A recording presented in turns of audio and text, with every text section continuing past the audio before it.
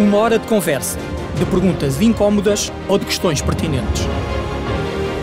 Uma hora para saciar a curiosidade e divulgar as mais recentes descobertas científicas que impactam as nossas vidas e a sociedade.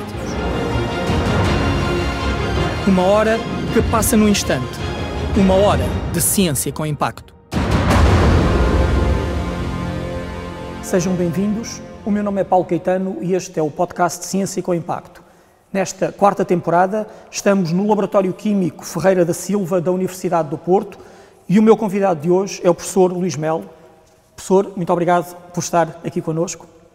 O professor Luís Melo licenciou-se em Engenharia Química na FEUP em 1973, concluiu o seu doutoramento em 1985 na Universidade do Minho, onde em 1994 se tornou professor catedrático. Em 2000 veio para a Universidade do Porto e no ano seguinte é convidado para diretor do LEPAD, Laboratório de Engenharia, Ambiente, Biotecnologia e Energia, onde se manteve até 2013. Foi ainda diretor do Centro de Engenharia Biológica da Universidade do Minho entre 92 e 2000 e é foi vice-presidente durante 3 anos do GNIC, no fundo a atual Fundação para a Ciência e Tecnologia. É desde 2002 diretor da Comissão Cultural da FEUP e professor emérito da Universidade do Porto, mantendo-se ligado ao Laboratório Colaborativo Alice. Professor Luís Melo, mais uma vez, muito obrigado por estar connosco aqui na Ciência com Impacto. Antes de irmos aos biofilmes, que são, eu diria, o trabalho da sua vida, vamos satisfazer esta minha curiosidade. Como é que um investigador tão prestigiado é, em simultâneo, o diretor da Comissão Cultural da FEUP? Como é que surge esta ligação entre a ciência ao qual dedicou a sua carreira e este tema da cultura e das artes? Bem, a minha ligação à parte da cultura e às áreas da cultura sempre veio de miúdo e de jovem. Até porque a minha família é da área das letras, eu sou a ovelha negra da engenharia na família. E, portanto, houve sempre essa conversa em casa sobre os domínios das letras e da música e da arte em geral. E, de facto, eu penso que, particularmente para os engenheiros, que são pessoas que têm por obrigação resolver problemas e serem práticos também, obviamente com uma base científica forte, mas têm que resolver problemas, são formados para isso. É bom que tenham também uma visão de algo menos objetivo, talvez, um pouco mais subjetivo, como é a arte, a cultura, porque, no fundo, as decisões que os engenheiros tomam têm a ver com a cultura do mundo em geral, com o que se passa no mundo. Para dar um exemplo muito simples, a questão da energia e a questão do problema, por exemplo, do preço do petróleo, que a certa altura explodiu, enfim, continua a aumentar desde essa época. E, ora, um engenheiro que tivesse que desenhar e projetar equipamentos e instalações de produção fabril com base num determinado preço de energia, teria que projetá-las de outra maneira, completamente diferente, e de operá-las de maneira diferente, se soubesse que o preço de energia ia subir tanto. Ora bem, é aqui onde entra a cultura. Entra uma cultura do conhecimento do mundo, das sociedades, neste caso do problema israelo-árabe, particularmente, e também um pouco da política que anda à volta destas questões. Não é? E, portanto, quem prevê com maior antecedência pode também beneficiar, digamos, as empresas ou os países para os quais trabalha. A sua área, digamos assim, na cultura é vasta. Colaborou em jornais, teve programas de rádio, faz crítica musical. Fez crítica musical. O que é que lhe dá mais gozo quando trata destes temas da cultura?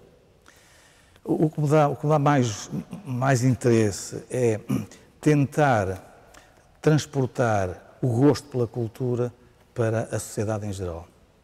É evidente que para isso os artistas de grande nível são absolutamente necessários, porque são os que chamam as pessoas, mas por outro lado também há um trabalho de fundo que é feito por uma conjunto de associações, muitas delas de amadores, outras vezes de profissionais, culturais espalhadas por esse país, e penso que as faculdades também têm o seu papel, os estudantes, em algumas associações de estudantes também o fazem, e portanto essa procura do público e trazê-lo para a cultura, eu acho que isso é um trabalho fundamental que demora décadas, mais do que isso. É preciso formar públicos. Tal como a educação, eu acho que quando analisamos, por por exemplo, o nosso país, em termos de evolução, temos que nos lembrar de um fator muito simples e muito objetivo e que está bem documentado. Em meados do século XIX, Portugal, melhor dizendo, a Dinamarca, para ver ao contrário as coisas, a Dinamarca tinha uma taxa de analfabetismo igual à que Portugal tinha em 1973, portanto, cerca de 100 e muitos anos depois. Esta decalagem, em termos de, neste caso, de educação... Deixa as suas marcas. Deixa as suas marcas que demoram décadas a resolver. Claro. Acha que a inspiração é essencial para um cientista? Eu acho que sim. Porque vimos sempre a inspiração como algo eu acho que, sim. Que pertence aos artistas, mas é também essencial num cientista. Eu acho que os cientistas são um pouco artistas, não é? Não estou a falar de mim em particular, estou a falar daqueles mais conhecidos e tudo. Que são, de facto, porquê? Porque eu acho que eles gostam imenso da profissão que têm. Eu gosto desta área. Porque, não porque seja bem paga, não é essa a questão. É porque dá-nos uma liberdade que é raro ter em qualquer outra profissão. Temos a liberdade de pensar e temos a liberdade de exprimir o que pensamos e de estudar e colocar até em documentos escritos essas teses e essas ideias. E, portanto, essa liberdade de pensar também lhes dá uma imaginação, dá margem para a imaginação grande, para atuar essa faceta do ser humano. E às vezes, para encontrar soluções para os problemas, temos mesmo que ser imaginativos e inspirados. Exatamente, porque tal como o artista, o cientista tem que pensar, como se diz hoje em dia, vulgarmente fora da caixa. Não é? E, de facto, o artista, se for pensar apenas nas regras que também tem e aprendem, se for só pensar nas regras e aplicá-las... Não avança, não dá saltos, não é? Não dá saltos, exatamente. Portanto, o cientista é a mesma coisa. Tem que basear-se nas regras que existem, ser rigoroso, mas a certa altura dá o salto para fora dessas regras. Professor Luís Melo, até 2000 manteve-se ligado à Universidade do Minho, onde foi professor, como disse há pouco. Eu sei que deixou lá uma das grandes obras da sua vida, um grupo científico muito produtivo, dos mais produtivos que temos. Construiu a partir do zero o primeiro curso de Engenharia Biológica, um departamento e um centro de investigação. Como é que foi esta experiência? Foi uma experiência que eu diria entusiasmante, com um trabalho enorme e com, digamos, o sacrifício de algumas coisas que eu gostava de fazer na vida privada e que, enfim, deixei de fazer, até pelas viagens contínuas. Porque era daqui do Porto, eu vivia no Porto, sempre vivi no Porto, então ia a Braga, sem autoestrada, portanto que é bastante difícil, era bastante difícil. E então, mas foi entusiasmante porque estava a ver nascer algo do zero, de uma universidade que na altura, quando começou, ainda era uma universidade muito jovem, também não tinha muitas estruturas montadas. Também teve que sair de fora da sua caixa. Também tive que sair, que a minha caixa porque vem da Engenharia Química, não é? Exatamente. E puseram-me, digamos, o desafio de lançar um curso de Engenharia Biológica. Já existia um ramo de um curso desse tipo em Lisboa, no Instituto Superior Técnico. E eu fiz a ponte com os meus colegas do Instituto Superior Técnico, eram pessoas muitíssimo competentes, nomeadamente o professor Magiola Indovais e o professor Sampaio Cabral, e que também colaboraram imenso no arranque daquele curso. Portanto, foi uma colaboração entre Lisboa e Braga nessa época. E como é que se passa da Química para a Biologia? Bom, a Biologia é Química, não é? Eu costumo dizer que a Biologia é Química, a Química é Física Atómica, por causa das moléculas, e a Física Atómica é Matemática, e a Matemática é Filosofia. Portanto, já tudo interligado, na verdade. Sim. Os grandes matemáticos eram filósofos no século XVI, não é? XVII. Dá-lhe um gozo particular, penso eu, o facto deste grupo que criou na Universidade do Minho se manter ainda hoje muito ativo e muito produtivo. Sim. É um grupo de referência. Sim, com muito gosto, muito gosto. Nós organizamos até há 5 anos uma conferência de biofilmes internacional aqui no Porto e foi uma colaboração entre nós e eles. Tenho lá muitos amigos e pessoas de grande valor que estão lá e que eram jovens quando foram meus alunos de licenciatura e agora são pessoas de altíssimo valor lá. E, portanto, foi um entusiasmo muito grande com que... E também foi com alguma pena que saí de lá, mas vim para uma universidade... Para novos desafios, não é? Para novos desafios, exatamente. Vamos falar deles um pouco mais à frente. O Luís, como eu disse há pouco na apresentação, terminou a sua licenciatura em 73. E em janeiro de 74 estava no Exército, passou pelo 25 de Abril na tropa. Como é que foi esse período? Como é que foi essa experiência? É um período interessante, porque para toda a gente passou esse período, embora eu não fosse um ativista, digamos, político, mas assisti, de facto, à mudança de uma estrutura. Naquele caso era o Exército, que era uma que era onde estava? São organizações muito seguras, muito bem organizadas e funcionam bem, mas sofreram bastante com uma mudança radical das estruturas todas e das chefias, obviamente, e, portanto, notou-se ali uns meses, notou-se uma certa impossibilidade de manter alguma ordem naquilo, digamos.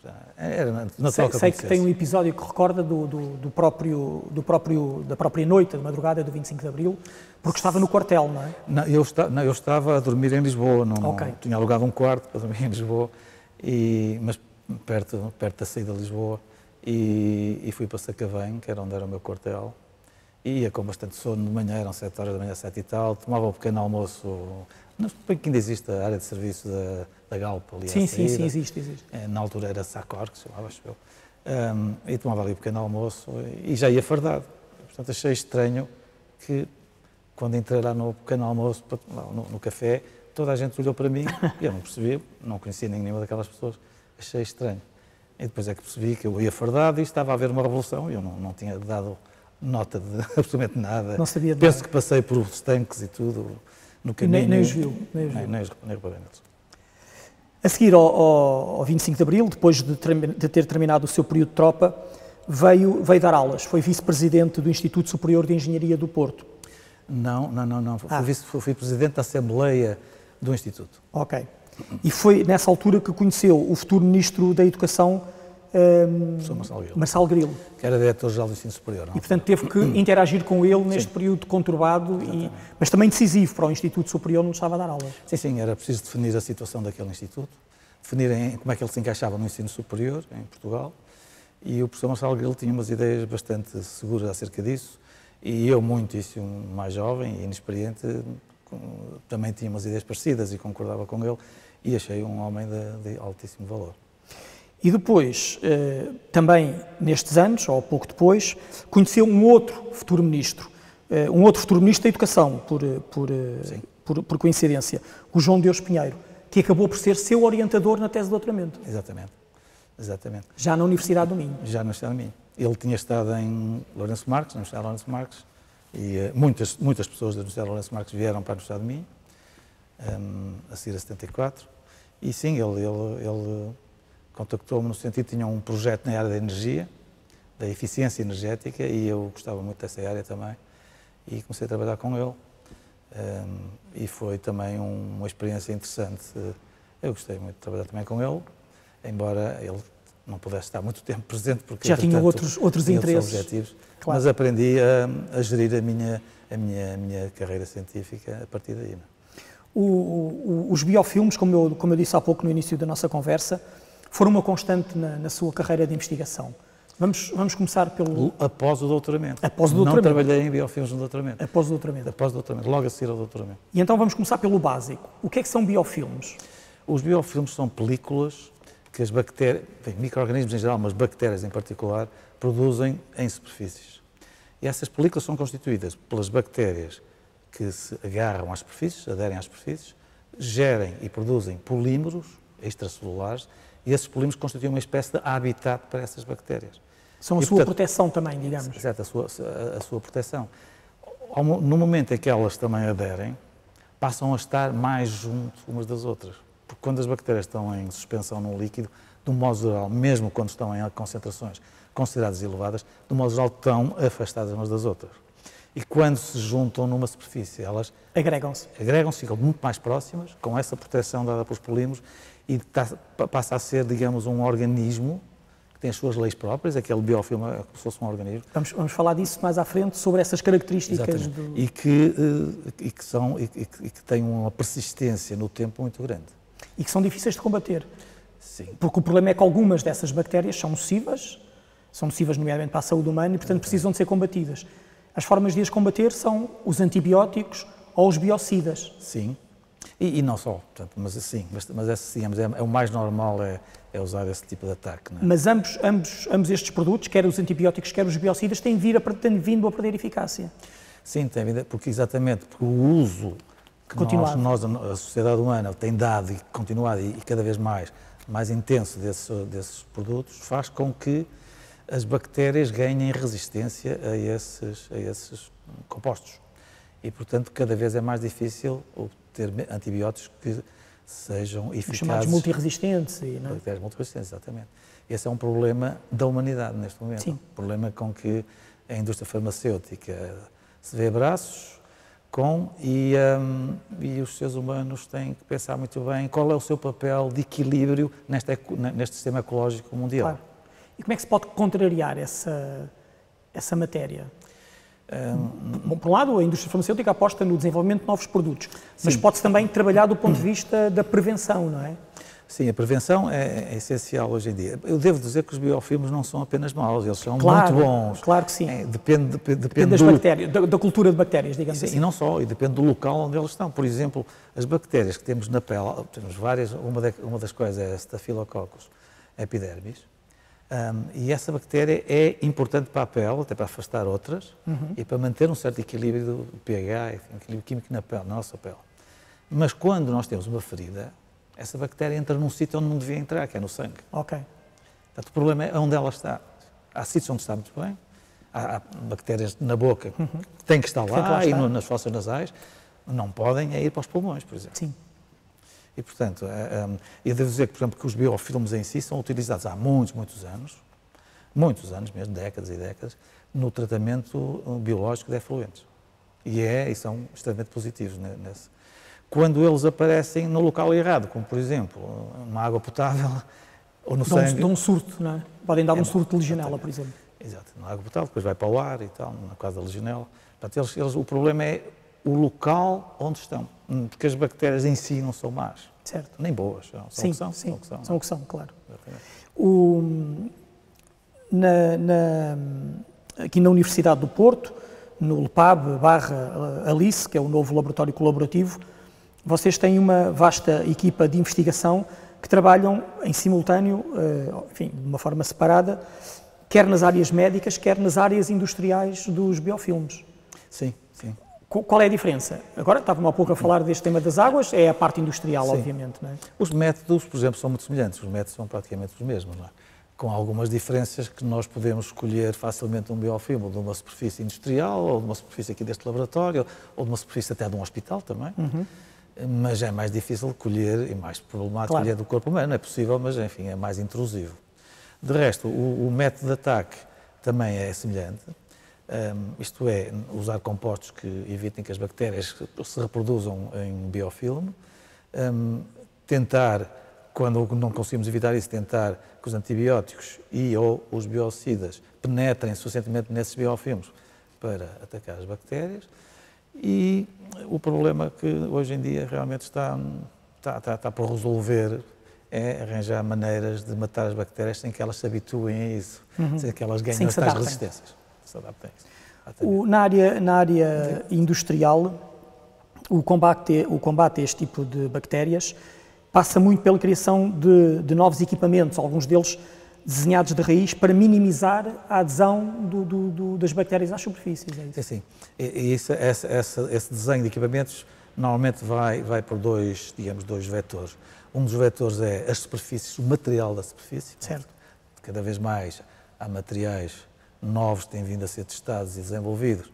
Nomeadamente são, por exemplo, aço, que é muito utilizado na indústria, aço inox, mas bombardeados com determinados íons que fazem com que a superfície repela as bactérias. Não? E, portanto, torna mais difícil a adesão. O outro método é mexer na forma como os líquidos circulam, líquidos ou gases, mas os líquidos são mais importantes, é a água, particularmente, se mexe, se movimenta dentro desses equipamentos. Para evitar concentrações, para evitar zonas, chamadas zonas mortas, ou seja, as zonas onde a velocidade da água é mais baixa e onde aí as bactérias calmamente se desenvolvem. Formam os seus nichos mais facilmente. Porque para estes microfilmes é essencial a umidade. Sim, a umidade, claro. É essencial para o seu desenvolvimento. E no ponto de vista ainda da indústria, sei que tem um projeto onde o biocida é incorporado em partículas. O que é que nos pode contar sobre isso? Sim, esse projeto ainda está em curso. É um projeto piloto ainda? Sim, na indústria é um projeto piloto. No nosso laboratório já testamos, Sim. mas agora está aí para a fase industrial. E esse projeto tem a seguinte ideia: nós vamos acoplar ou fixar o biocida, é para tratar água. Vamos fixar o biocida em partículas, pequenas partículas. E o objetivo é fixar o biocida de modo a que ele, não saindo das partículas, mata as bactérias na mesma. Há mecanismos já estudados que em algumas superfícies com determinadas características conseguem fazer a chamada contact killing, que é a morte por contacto, o que normalmente evita, ou pelo menos reduz, minimiza bastante a criação de resistências antimicrobianas. Passam a usar muito menos biocida. Muito menos biocida, porque ele não é libertado para a água. O que tem a vantagem, depois a água, quando é descarregada, não leva biocida consigo, não tem que ser tratada. Não precisa tratada, sim. Exatamente. Tem várias vantagens para o meio aquático. Em termos médicos, existem também vários caminhos. O tema dos antibióticos já falámos aqui, mas sei que vocês estão a associar os antibióticos a produtos naturais. Sim, existe não apenas nós, mas em vários grupos no mundo existem de facto estudos que provaram já que a associação de antibióticos com determinados produtos, extratos de plantas, nomeadamente naturais, conseguem facilitar a entrada do antibiótico nas células bacterianas. E, portanto, isso tem a vantagem de reduzir a concentração de antibiótico que se tem que utilizar e a vantagem, por outro lado, de utilizar um segundo produto que é natural, claro, e que, portanto, não é, enfim, do ponto de vista da natureza, é mais um dos exemplos que me tinha dado, numa conversa que tivemos, são as cascas de certas espécies de uvas, não é? Sim. Nesse caso, o exemplo que eu dei era mais... O que é que elas têm que... São determinados produtos, compostos orgânicos que repelem, no caso das uvas, e mais os mosquitozinhos pequenos, e que têm esses compostos que outras castas de uvas não têm. E, portanto, esses compostos são nocivos ao organismo que está a tentar aderir lá e, como tal, ele não adere. Ele foge do que é mau para ele, basicamente. Nas próteses, também ainda, digamos, na medicina, as próteses são alguns dos meios onde o tema do biofilme é mais premente, não é? Costuma atacar. Exatamente. Com mais insistência. E vocês aí também estão a investigar novos materiais, mas também estão a pensar na utilização de extratos de animais marinhos como o tubarão. Sim, e outras espécies marinhas. O tubarão, existe aqui uns pequenos tubarões aqui na nossa costa norte e Galiza, costa portuguesa em geral. São pequenos e não se aproximam muito da costa também. E de facto tem havido um trabalho com os nossos colegas da Galiza, um trabalho muito interessante de extrair do próprio material das barbatanas, dos tubarões, extrair materiais que depois são utilizados para compósitos que permitem ou que evitam a adesão bacteriana. E além disso, nós também estudamos compostos extraídos, nomeadamente de cianobactérias, compostos químicos que permitem ser utilizados como biocidas ou antibióticos também. Portanto, compostos naturais. Sim. Porque vêm diretamente das cianobactérias. Exatamente.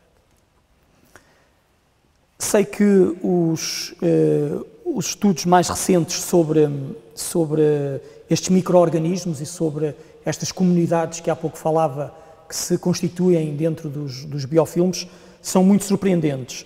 São seres muito adaptados que comunicam entre si por via química.